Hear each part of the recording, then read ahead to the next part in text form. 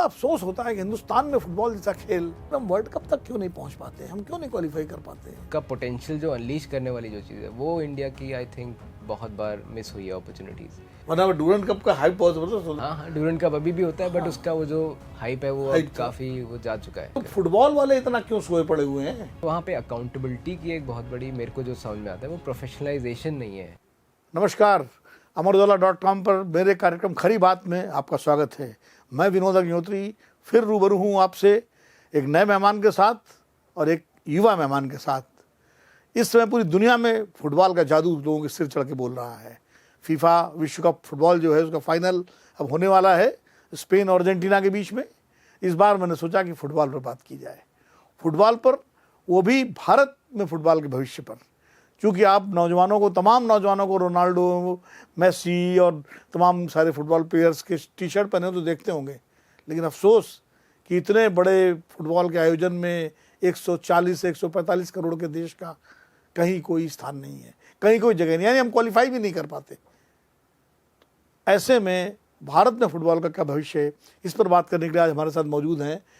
Football के ही काम कर रहे हैं और नोएडा में 3 फुटबॉल अकेडमियाँ चलाने वाले युवा फुटबॉलर शांतनु यादव, शांतनु सिंह यादव हैं। शांतनु, आपका बहुत बहुत स्वागत है, वेलकम है, खैर मकदम है अमरउजाला.com पर। कैसे हैं आप? बढ़िया, एकदम शानदार। इस समय तो रात में सो नहीं पाते होंगे फुटबॉल देखने के चक्कर में। अब तो जब से पोर्चुगल बाहर हुई है तब से थोड़ा। जो पोर्चुगल आपकी फेवरेट टीम थी क्या? Yes yes yes. But Ronaldo को जाना बड़ा अफसोस लगा होगा। बहुत बहुत आखिरी वर्ल्ड कप था, तो जहाँ तक पता चल रहा है कि आखिरी वर्ल्ड कप है जी, हमेशा उम्मीद तो रहती है रोनाल्डो से कुछ ना कुछ वो करेंगे ही शानदार, पर हाँ अनफॉर्चुनेटली वो नॉकआउट हो गए। लेकिन मेसी तो भी मैदान में है। अब मेसी तो हमारे लिए वो हो गया एकदम नेमेसिस। हाँ। तो बट हाँ, नो डाउट अर्जेंटीना की परफॉर्मेंसेस बहुत ही अलग ही लेवल की रही हैं। सारे कमबैक्स, सारे मैचेस में उनके most of the scores they are coming in the last 15-20 minutes, और मतलब बहुत ही उनकी एनर्जी बहुत ही अलग ही है, नो डाउट। शांतनु, मैं खुद फुटबॉल प्लेयर रहा हूँ अपने स्टूडेंट लाइफ में, स्कूल डेज में, और फुटबॉल मेरा बड़ा प्रिय गेम है। और मैंने फुटबॉल का मैच जब पेले आए थे इंडिया, शायद लेट 70s की बात है, मैं भूल रहा हूँ, उस वक्त दूरदर्शन पर रिले हुआ था, कलकत्ता में मोहन बागान या ईस्ट बंगाल के साथ मैच हुआ था, वो किसी क्लब की टीम में आए थे, तो मैंने उसको टीवी पर ही लाइव देखा, पेले को खेलते हुए देखा है। मतलब आप सोच सकते हो कि हाँ, कि पेले को खेलते हुए देखना कितना ज़बरदस्त हो। मैंने वो पेले का गोल भी याद है जो उन्होंने किया था। हाँ, तो मैं तो बड़ा फ़ैन रहा हूँ उनका, और फुटबॉल भी रेगुलर देखता हूँ। लेकिन मुझे बड़ा अफसोस होता है कि हिंदुस्तान में फुटबॉल जैसा खेल, जो मतलब हमारे यहाँ नौजवानों में कोई कमी नहीं है किसी तरह की। हमारे बड़े अच्छे फुटबॉलर, मतलब नॉर्थ ईस्ट में देखिए, आप हिल्स में देखिए, पश्चिम बंगाल में देखिए, आसाम, उधर अच्छी अच्छी फुटबॉल टीमें रही हैं, लेकिन हम वर्ल्ड कप तक क्यों नहीं पहुँच पाते, हम क्यों नहीं क्वालिफाई कर पाते हैं, क्या वजह है? सर, ये इस क्वेश्चन का जवाब बहुत ही मतलब बहुत लंबा है वैसे तो, इसमें बहुत मल्टीपल फैक्टर्स हैं, बताइए जो भी। पर अगर इसको समाइज़ करा जाए तो I think India as a nation, हमारे पास बहुत अपॉर्चुनिटीज़ थी एज अ स्पोर्ट को अपने मतलब कल्चर में तो था ही हमेशा से फुटबॉल, बट उस कल्चर को, उसका पोटेंशियल जो अनलीश करने वाली जो चीज़ है वो इंडिया की आई थिंक बहुत बार मिस हुई है अपॉर्चुनिटीज़। स्पेशली जब एशियन गेम्स में जब इंडिया ने परफॉर्म किया था 50s एंड 60s में, जब ये जो मूवी भी बनी थी मैदान के नाम से, तो उसमें उन्होंने हाईलाइट किया था कि कैसे हुआ था।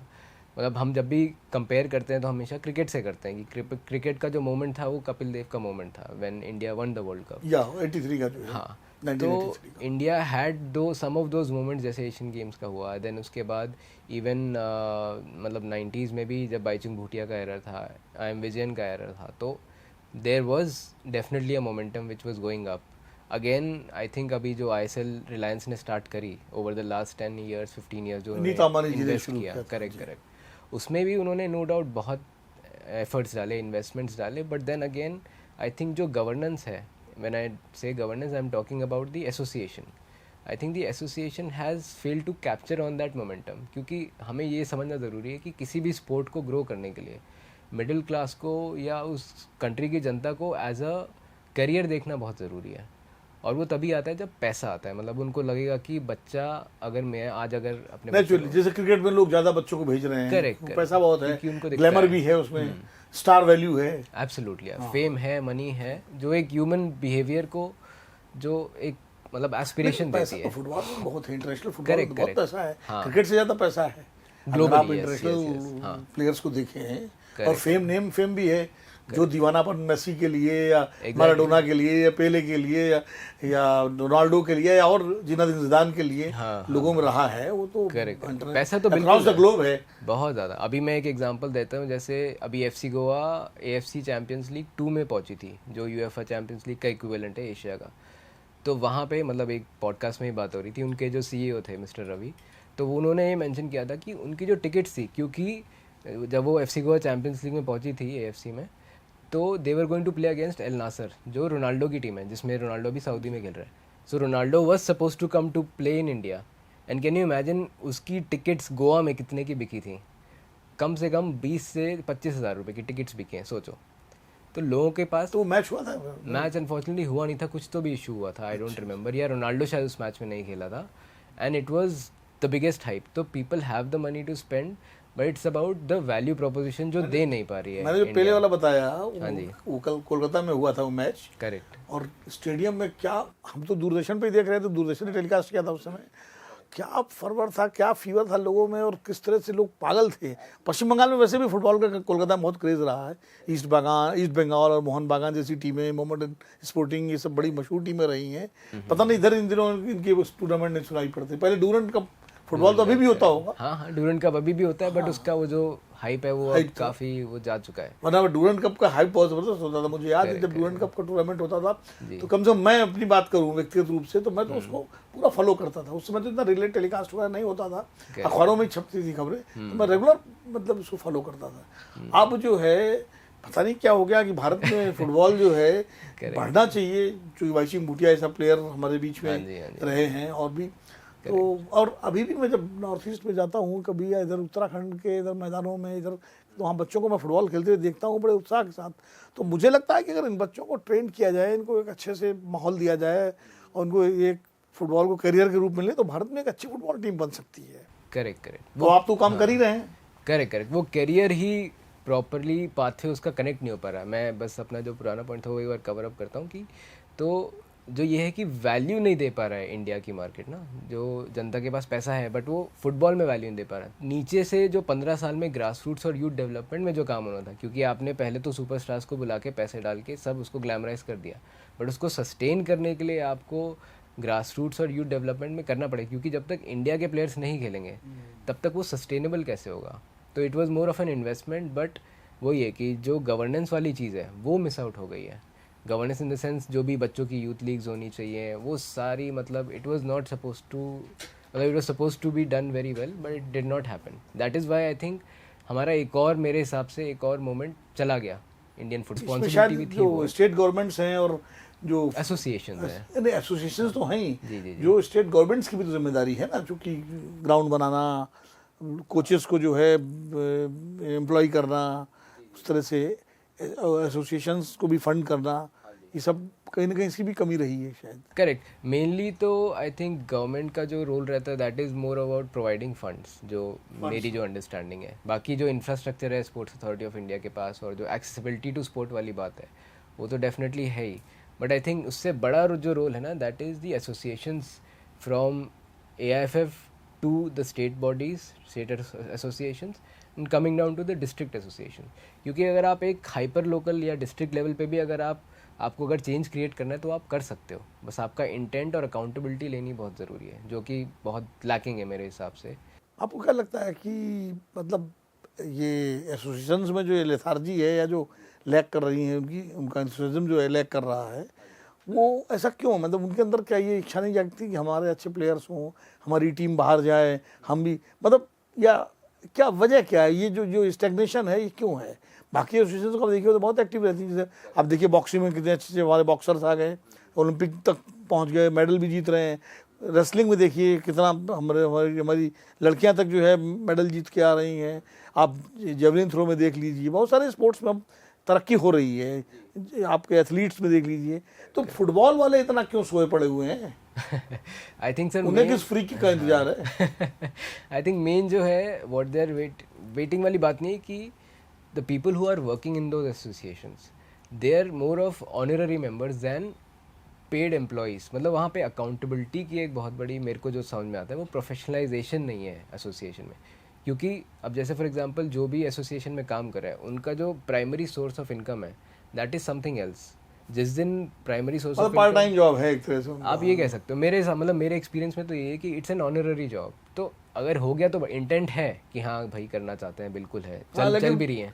अगर हो गया तो हो गया, नहीं हुआ तो पैशन है, ठीक ऑब्सेशन नहीं है. हाँ करेक्ट, आप ये कह सकते हैं. करेक्ट. पैशन है कि यार फुटबॉल अच्छा गेम है, चलो हाँ. खेलना चाहिए, And वो खिलवाना खुद भी चाहिए. former लेकिन ऑब्सेशन जो होता है हाँ. कि बिल्कुल हमें जूझ के करना है.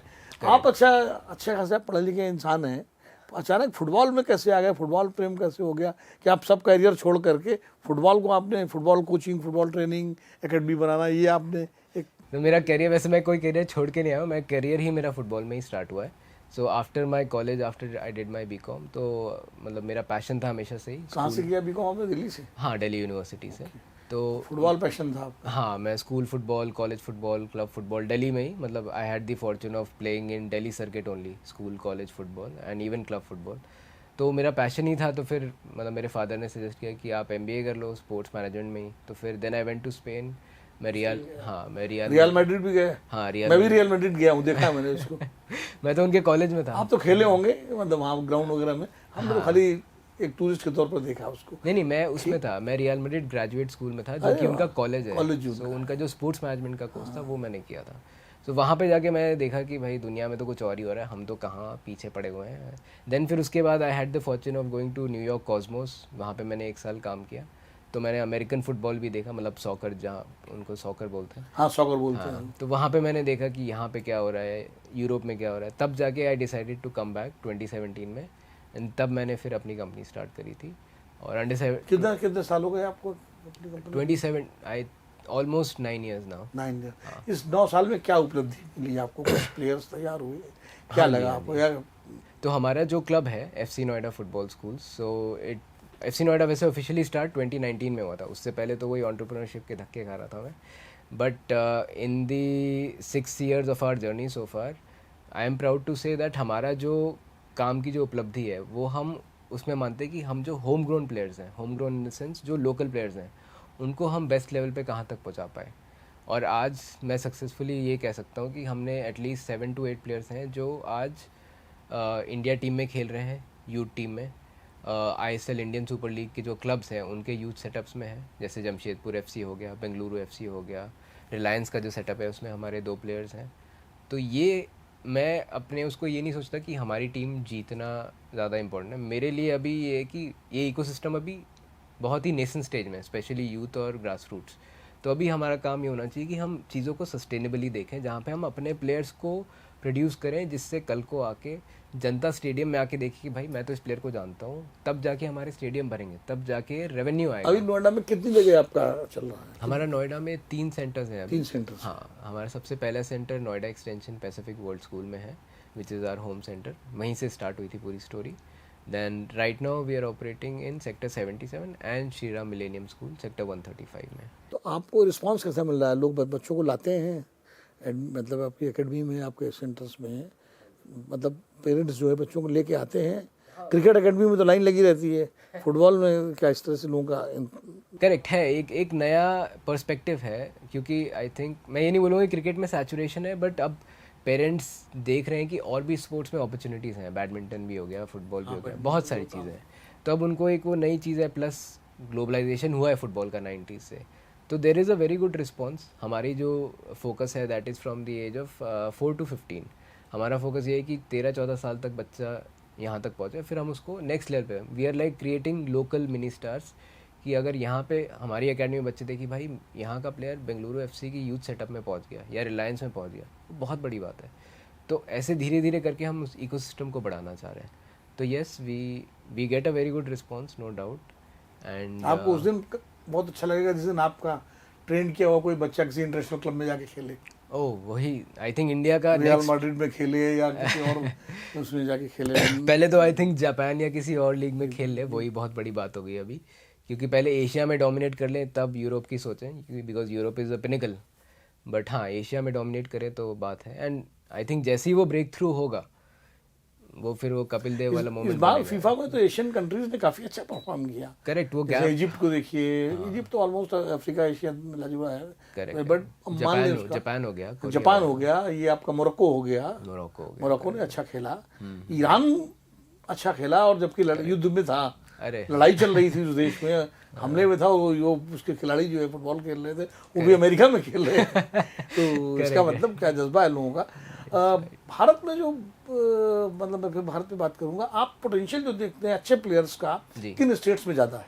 सबसे ज़्यादा आई थिंक जो हॉटबेड है मिजोरम और मणिपुर है, no doubt, because of the culture which is existing.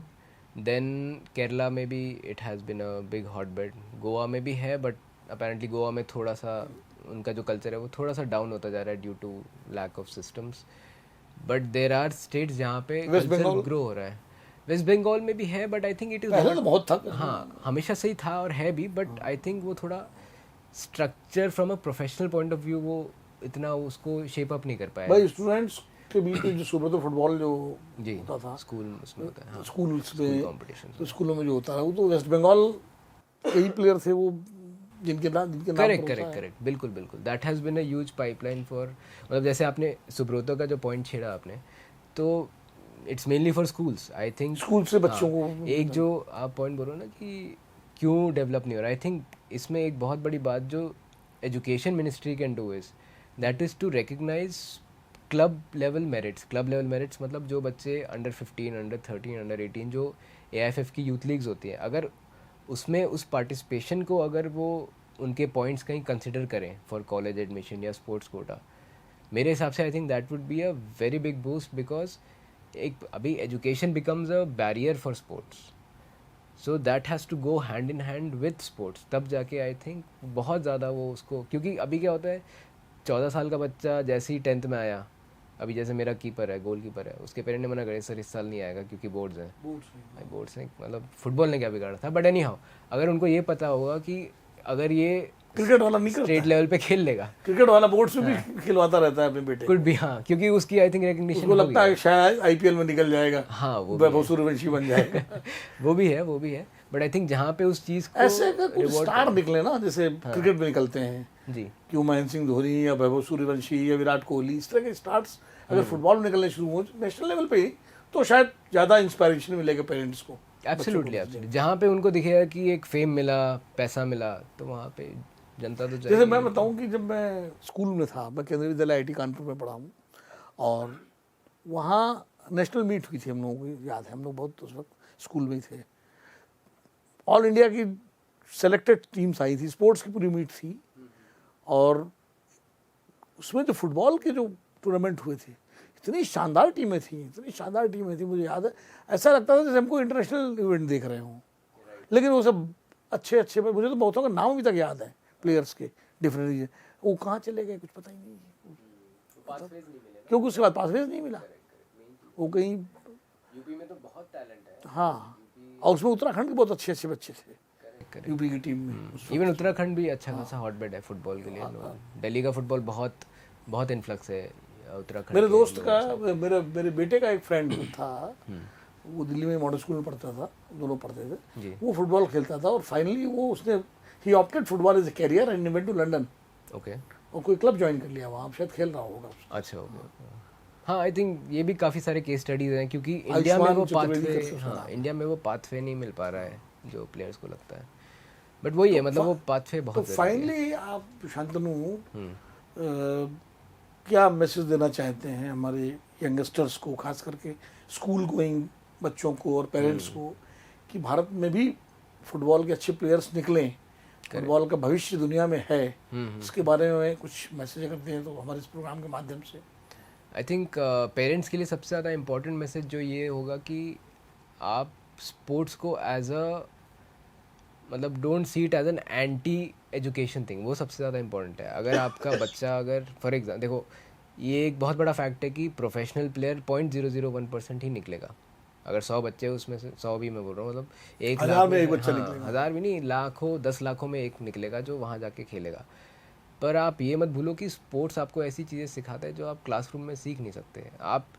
आप फुटबॉल के एक ट्रेनिंग सेशन में इतनी चीज़ें आप एक्सपीरियंस कर लोगे, हारना जीतना, मेंटल Collective लेवल game, पे, करेक्ट, मेंटल लेवल पे टीम वर्क, साइकोलॉजिकली इम्पैक्ट होना, उसमें अपने आप मतलब एक पर्सनालिटी डेवलपमेंट का भी एक tool है। Correct correct correct. तो और फुटबॉल तो कंप्लीट गेम है ना। हाँ, it should be a lifestyle. मतलब पेरेंट को ये देखना छोड़ना पड़ेगा कि ये बनेगा तो प्रोफेशनली बन, नहीं तो मैं इसको खिलाऊंगा ही नहीं। वो आई थिंक हाँ, सबसे वो ज़्यादा अप्रोच बदलनी पड़ेगी। क्योंकि जब तक मतलब the whole population needs to play, then only you can expect कि मतलब वो पार्टिसिपेशन रहना ज़रूरी है। क्योंकि देखो आज अगर आप out of love you are playing football, ठीक है, आप प्रोफेशनल नहीं बन पाए, जो प्रोफेशनल बन गया उसको देखने के लिए भी तो फैंस चाहिए भाई। तो आप एज अ मतलब मैं ये नहीं बोल रहा कि आप फ़ैन बनने को तैयार हो, but keep loving the sport, keep stay in the sport, because that will give you a very good healthy life irrespective. पहली चीज़ तो ये है। और दूसरी चीज़ ये है कि ऑलवेज बी रेडी कि आपकी जो क्रिटिकल एज है 14 to 17, उसमें आप हमेशा रेडी रहिए कि अगर बाई चांस प्लेयर प्रोफेशनल की उसमें नहीं पहुंच पा रहा है तो आप एक जो सेकंड करियर ऑप्शन है वो आप उस पर प्रिपेयर करना स्टार्ट कर दो। वो क्रिटिकल एज है। वो मैं बहुत ही मतलब इट इज़ नॉट अबाउट कि ज़बरदस्ती एकेडमी में रखने के लिए, पैसे कमाने के लिए, वो मेरे हिसाब से बहुत लोग गलत करते हैं। But there should be a responsible awareness. अच्छा, आप ये भी चाहेंगे जिससे कई स्टेट गवर्नमेंट्स ने कई स्पोर्ट्स को वो ले लिया, उनकी ओनरशिप ले ली, अडॉप्ट कर लिया।